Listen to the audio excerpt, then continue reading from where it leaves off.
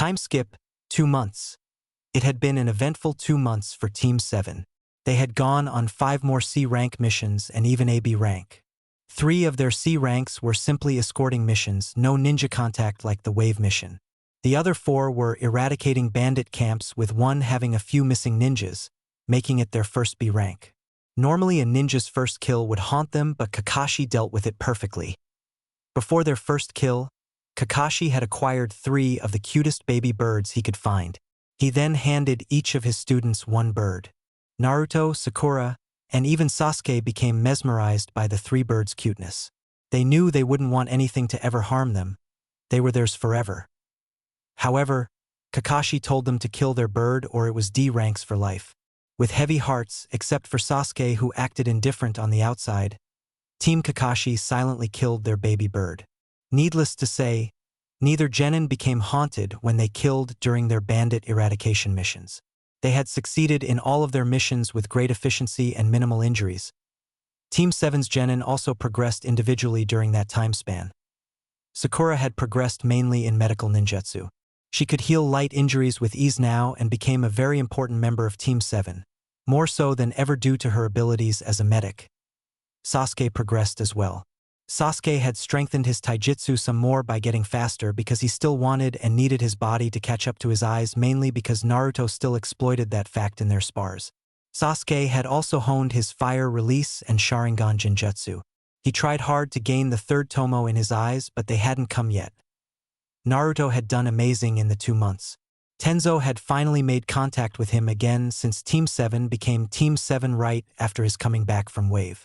As a result, he taught Naruto the jutsu that made Hashirama so great, Kakuan Nit Ten Sui Shu, 10th Edict of Enlightenment, the power to tame tailed beasts. The technique used the power of Mokutan to forcibly suppress a tailed beast's power. Tenzo showed Naruto the jutsu for when he ever came across another Jinchuriki or Biju. Naruto had learned the jutsu by the end of the 1st month and was only getting better at it. Not only had he learned that jutsu, but Naruto's speed at using the Shunshin had also finally reached an incomparable level. He had gotten it down to no need for hand seals and could use it against opponents in battle. Kakashi still could keep pace easily, but that was because he was an elite Jonin. Chunin and below would have trouble with Naruto's speed increase. Kakashi knew his team was easily Chunin exam material. Naruto was a surefire Chunin, maybe Jonin for that matter. Sasuke was at least a Chunin as well. It'd take some luck for Sakura, but he was positive his team could handle the exams.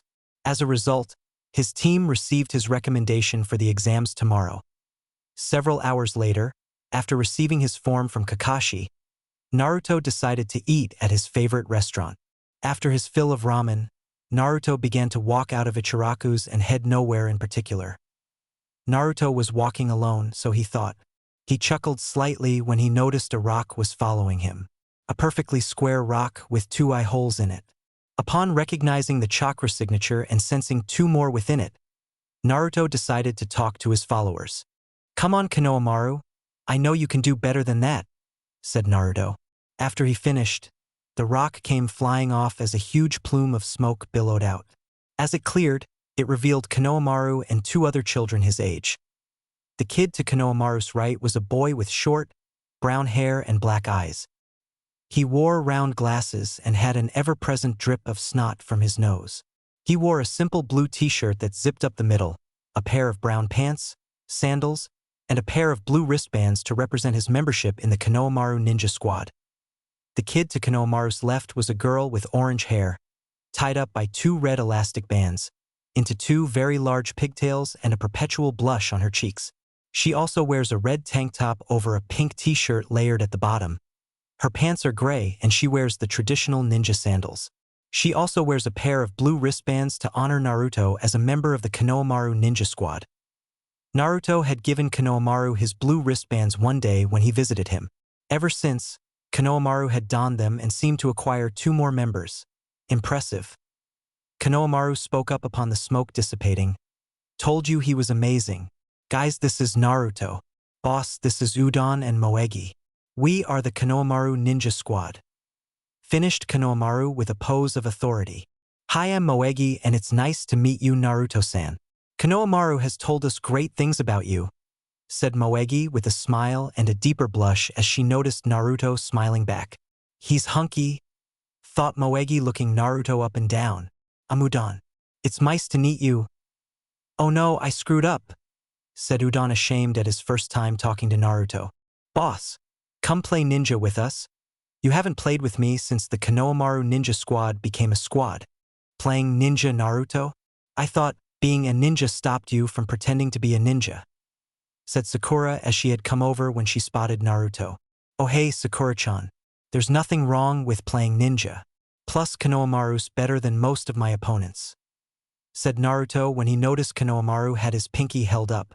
Boss, is that your girlfriend? Said Konohamaru. Naruto laughed when he realized what Konohamaru meant with that pinky. Oh, probably not since you're laughing. I'd laugh at that hair. I mean, who has pink hair? Does she dye it? What a weirdo, finished Konohamaru as he was hit by a vicious killing intent. Konohamaru looked up to see Sakura seething. Naruto whispered in Konohamaru's ear, "Run." Not needing to get told twice, he took off in a full sprint. Sakura was in hot pursuit as she rounded the corner Konohamaru just took.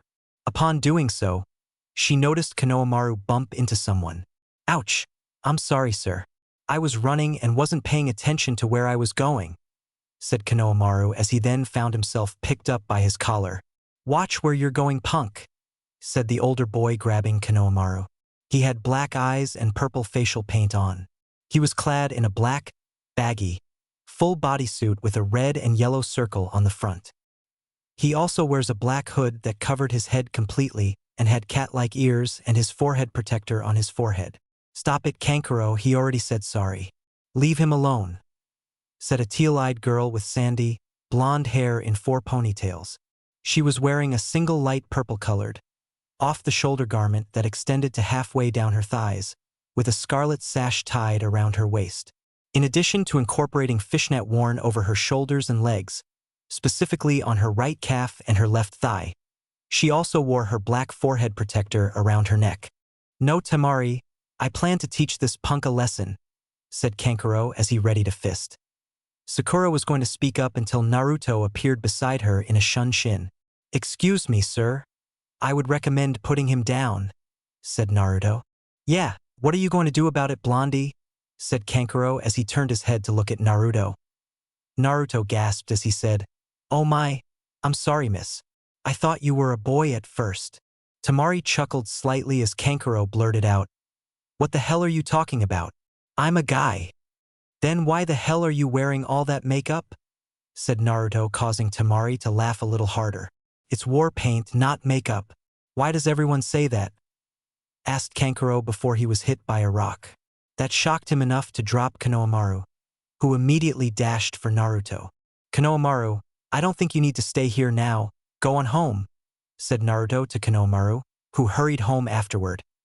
Sasuke landed next to Naruto as he said, You should pick on someone your own size. Kankuro looked irate at Sasuke as he touched the bandaged object behind him. Sasuke pulled out a kunai as he readied for Kankuro's assault. Temari made a move for her fan until she felt her hand land on another hand. I wouldn't do that. Let's let them do something stupid, said Naruto, who was standing behind Temari smiling. I didn't even see him move, thought Temari as she noticed an image of Naruto in place of where he was. Was that a shunshin? That was way too fast. This guy's good and he's not too bad on the eyes, thought Temari as she blushed slightly looking at Naruto, then blushed harder when she realized her hand was still on his. She took it off and turned away back to Kankuro. Kankuro had noticed Temari's dilemma but continued when he realized Naruto wasn't going to do anything. However, before he could start on the bandages, he froze when he heard another voice. You both are embarrassments, said a new voice who appeared in a swirl of sand via shunshin. He was a short male with short, spiky red hair. He had black rings around his blue-green eyes with no pupil or eyebrows. He wore a black full-body suit with t-shirt-like sleeves, 3/4 length legs, and an open neck.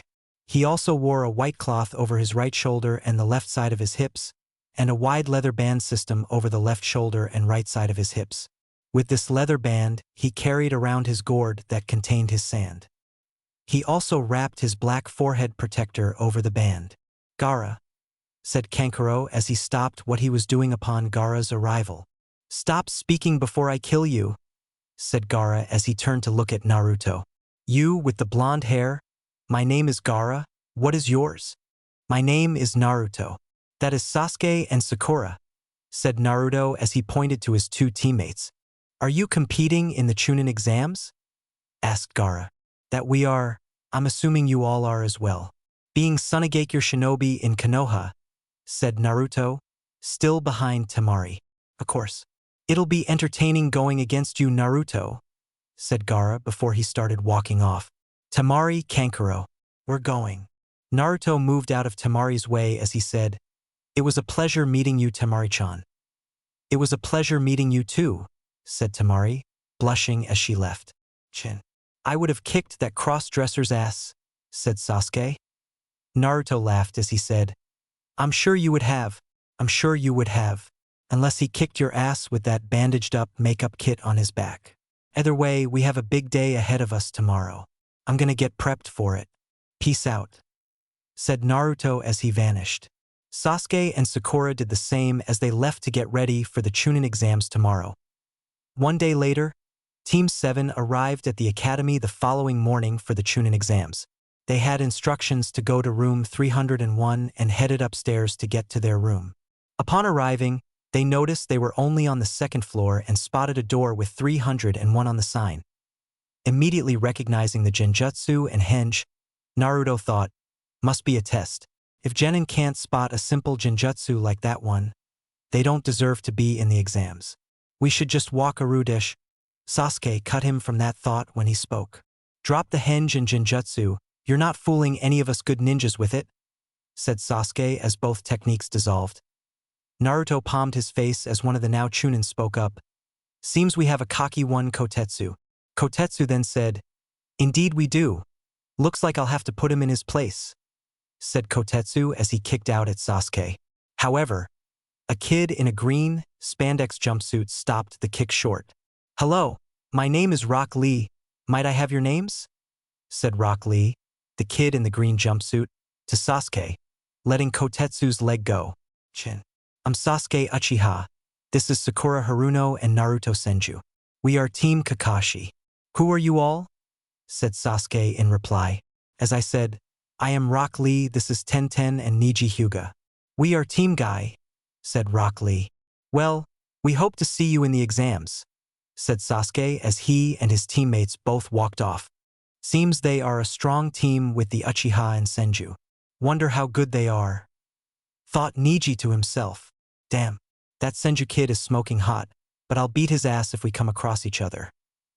Thought Tenten as she and Niji noticed Rock Lee was gone. Team 7 was just about to turn the corner to room 301 when they heard a shout. Please stop, said Rock Lee as he landed behind Team 7. Sasuke Uchiha, I would like to challenge you to a spar. I am the best genin in the class this year and I would like to test my skills against you.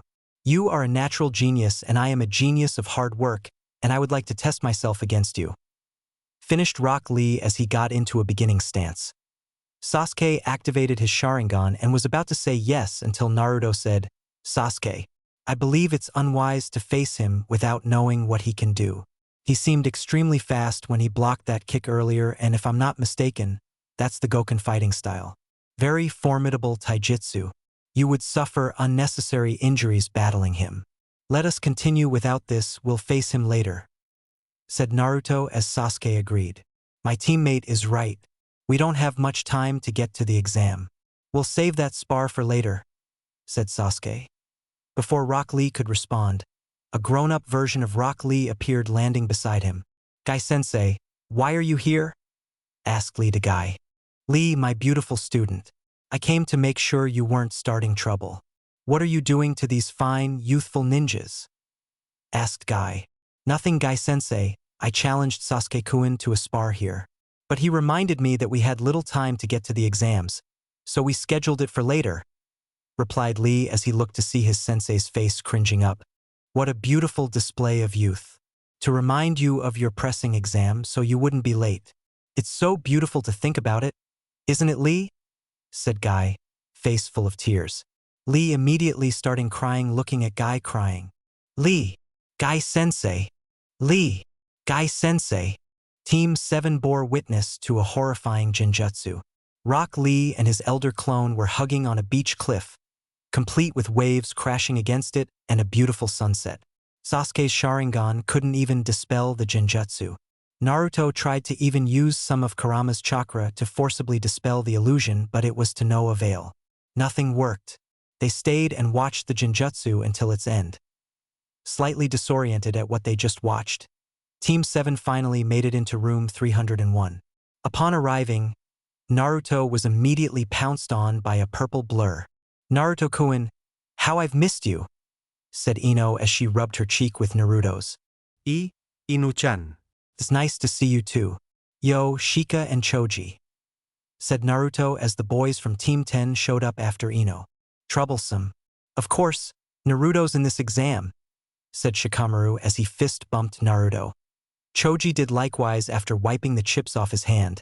"Ino pig, what are you doing to Naruto? Did you finally give up hope on Sasuke-kun?"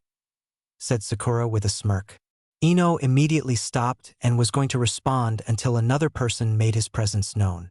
"What's up, everybody? Seems the gang's all here," started Kiba. "You know what, they should call us the Rookie 9, as we're the first rookies in the Chunin exams in the past few years," said Kiba loudly as he fist-bumped Naruto. Shino and Hinata were walking up beside him. Naruto was about to respond again, but an older boy appeared and spoke to the group. "You should talk more quietly. You're drawing a lot of attention to yourself," said the boy as Naruto noticed that everybody in the room was staring at them. Sasuke looked at the guy for a second. "Who are you?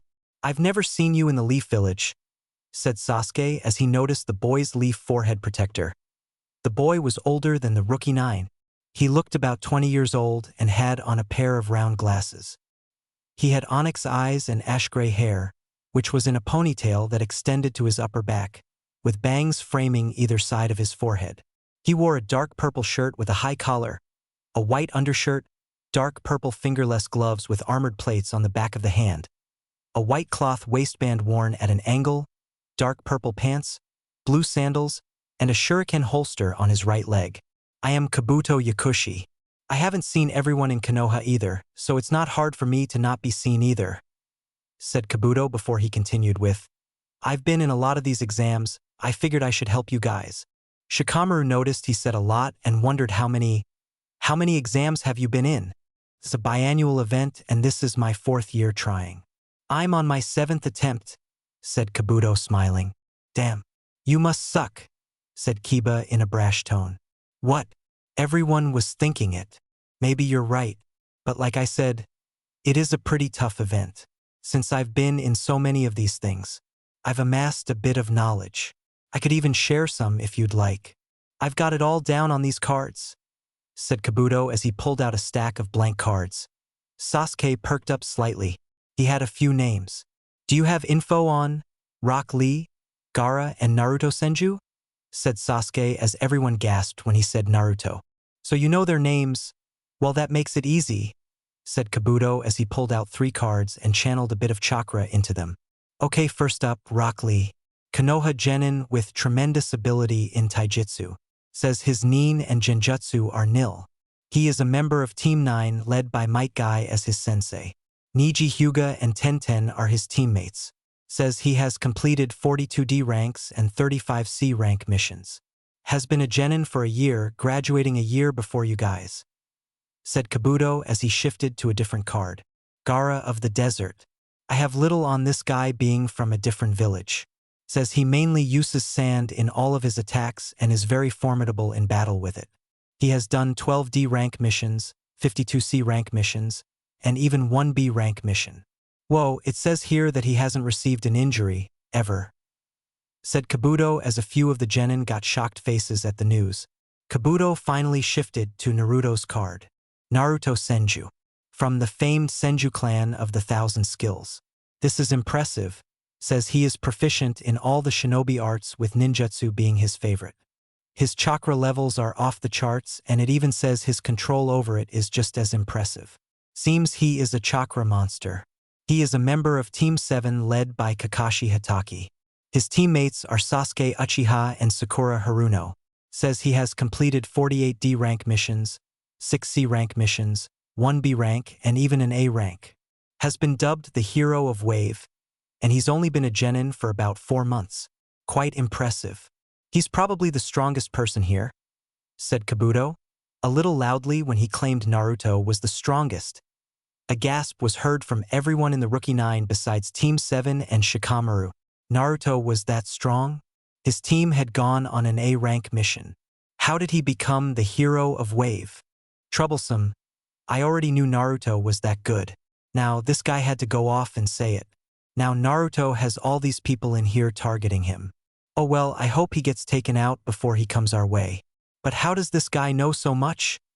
Thought Shikamaru to himself. HN. Glad I threw the focus to Naruto while also gaining more information on my enemies. Thought Sasuke.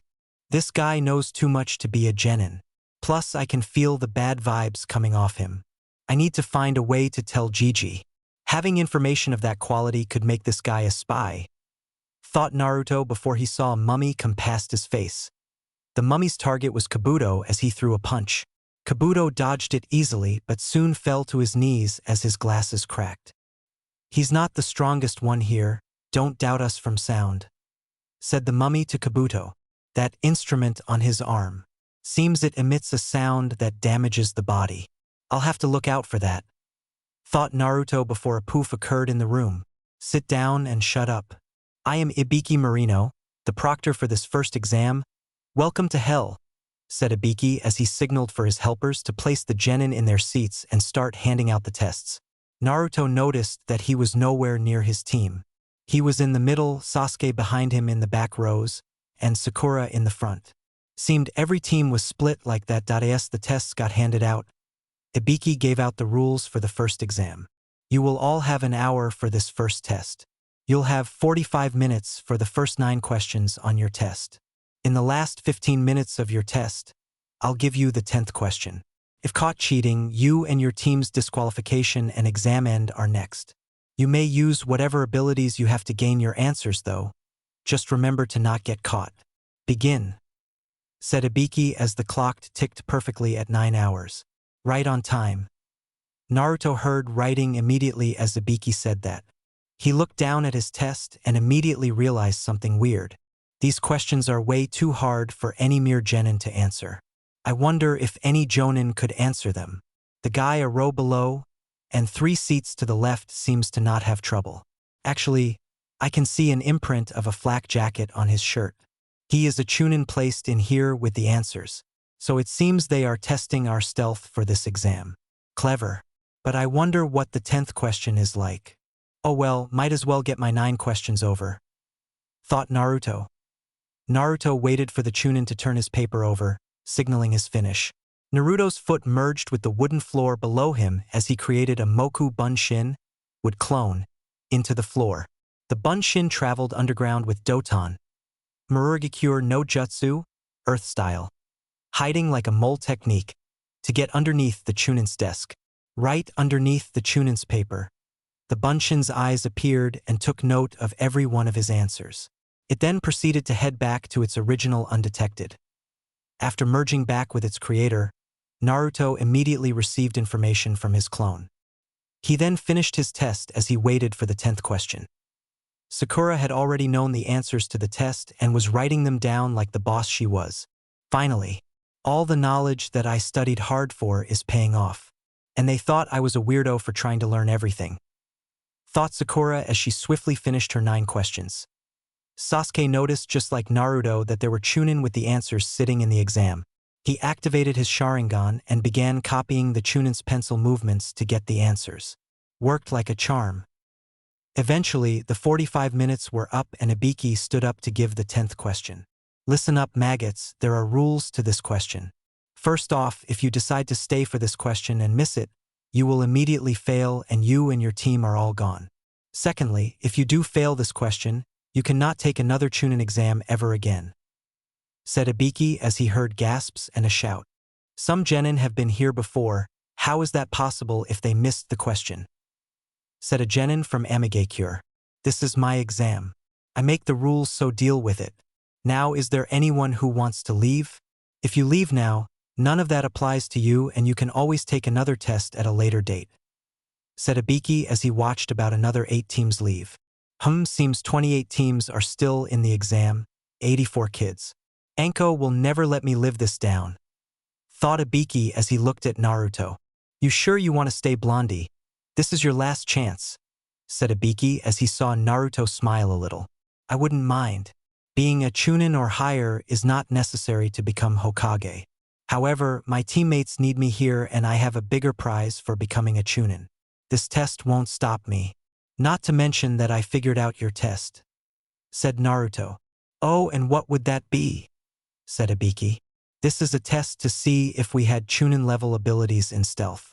Hence, the task of trying to gain answers in a crowded room with spectators watching us, said Naruto as he continued with, your 10th question is also a test. A test to see if we had the willingness to go on with the risks. As Chunin, we may have to go on missions that have risks as severe as the one you gave us. You're trying to find the ones who would stay, and that would mean we passed the 10th question, as staying was the answer to it. Finished Naruto, who received a high five from Kiba in the row behind him. Damn, that kid is good. That was definitely Chunin-level thinking.